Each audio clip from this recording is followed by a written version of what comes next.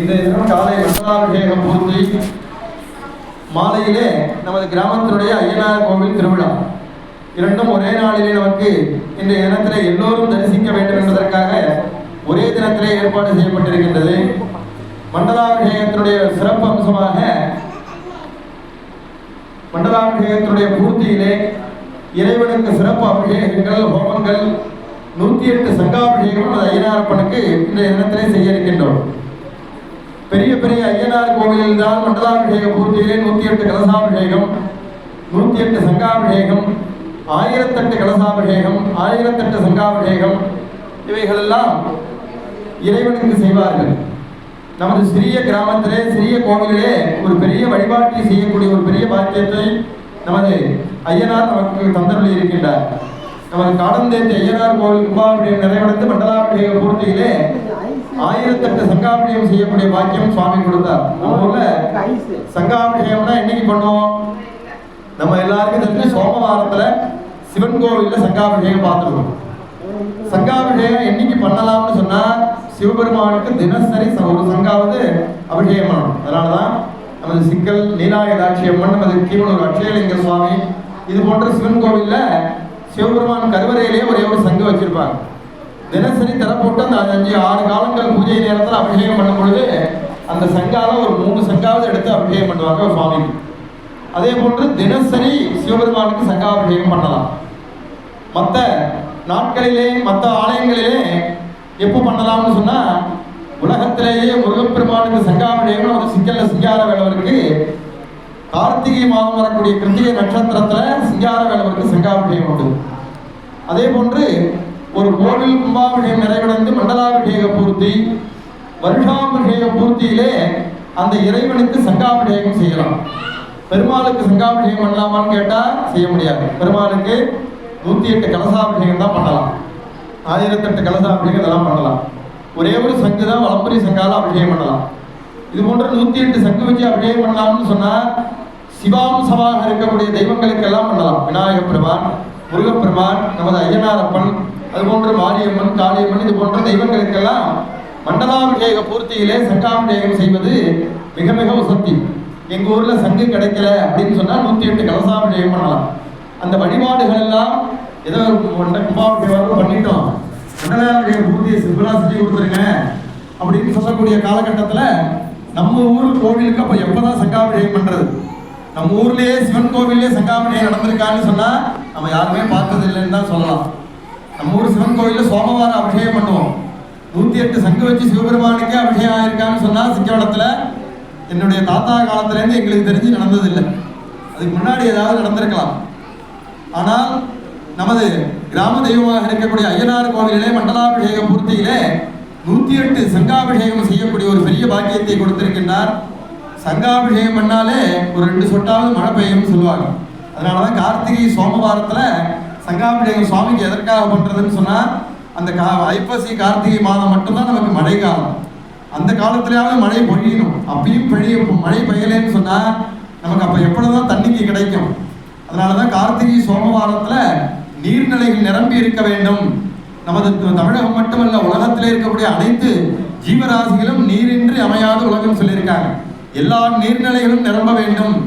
நீரினால் நமக்கு அழிவுகள் ஏற்படக்கூடாது. ஒரு இடத்துல தண்ணீர் இல்லாம பற்றாக்குறை, ஒரு இடத்துல தண்ணீர் அதிகமாக மழை பொழிந்து வெள்ளங்கள் ஏற்பட்டு அழிவுகள், இவைகளெல்லாம் இல்லாமல் தேவைக்கு ஏற்ப மழை பொழிய வேண்டும்.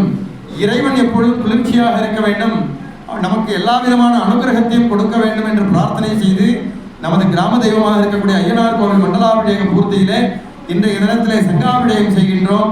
வருகின்ற வைகாசி ஆணி மாதத்திற்குள்ளாக நம்ம ஊர்ல இருக்கக்கூடிய சிவன் கோவில் கும்பாபிஷேகம் நடக்கணும்னு நம்ம எல்லாரும் பிரார்த்தனை பண்ணிட்டு சிவன் கோவில் மண்டலாபிஷேக பூர்த்தி, அதனைத் தொடர்ந்து நம்ம ஊருக்கே 108 சங்கு சொந்தமா வாங்கி வச்சுட்டு வருகின்ற ஆண்டுகளிலே நமது கோவில் வருஷாபிஷேகம், நமது சிவன் கோவில் சோமவாரத்திற்கெல்லாம் 108 சங்காபிஷேகங்கள் செய்யக்கூடிய பாக்கியத்தை இறைவன் தந்துட வேண்டும். வேற யாராவது நினைச்சு பார்த்தா முடியுமா? இறைவனுடைய அனுகிரகம் இருந்தால்தான் அவர் இந்த காலத்துல இவர்கள் மூலமாக நாம் இதை ஏற்றுக்கொள்ள வேண்டும் என்று இறைவன் விரும்ப வேண்டும்.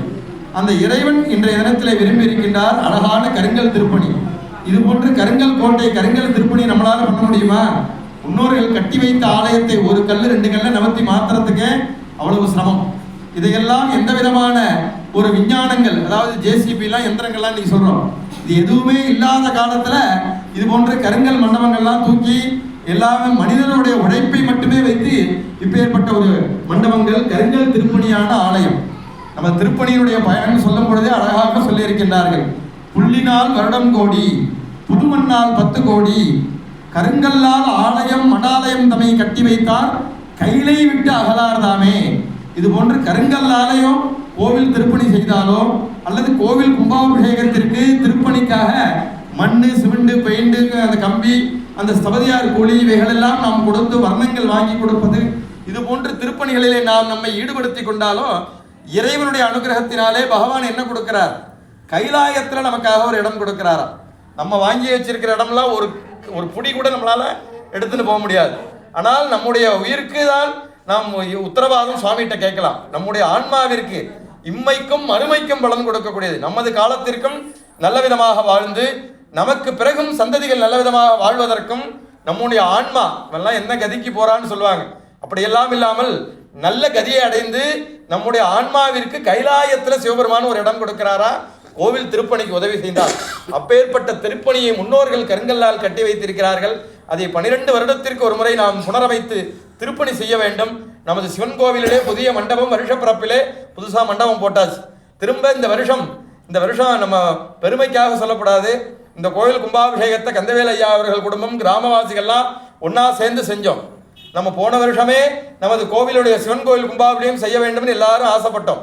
இருந்தாலும் விஸ்வநாதனுடைய முயற்சியும் அந்த விஸ்வநாதருக்கு வேண்டும்ங்கிறதுனால விஸ்வாவசு ஒரு இடத்துல அந்த கும்பாபிஷேகத்தை செய்யக்கூடிய பாக்கியத்தை சுவாமி எல்லாமே உனக்கு அசிரியா காமிச்சுட்டு இருக்கார். அப்படி விஸ்வநாதர் கும்பாபிஷேகம் விஸ்வாவசுல தான் நடக்க வேணும்னு அவர் நினைச்சிருக்கார். இது போன்ற மண்டலாபிஷேக பூர்த்தியில சங்காபிஷேகம் பண்றோம். உலகத்திலே எல்லோருக்கும் எல்லா விதமான வளங்களையும் நலங்களையும் நமது ஐயனார் அனுகிரகம் செய்ய வேண்டும் என்று பிரார்த்தனை செய்து கொண்டு இந்த கிராமத்தில் இருக்கக்கூடிய குடும்பத்தார்கள் இந்த கிராமம் இந்த உலகம் இன்புற்று உய்விக்க வேண்டும் என்று எல்லாமல் ஐயனாரை பிரார்த்தனை செய்து நித்தியப்படி பூஜைகள் இவ்வாலயத்திலே சரிபட நடைபெற வேண்டும்.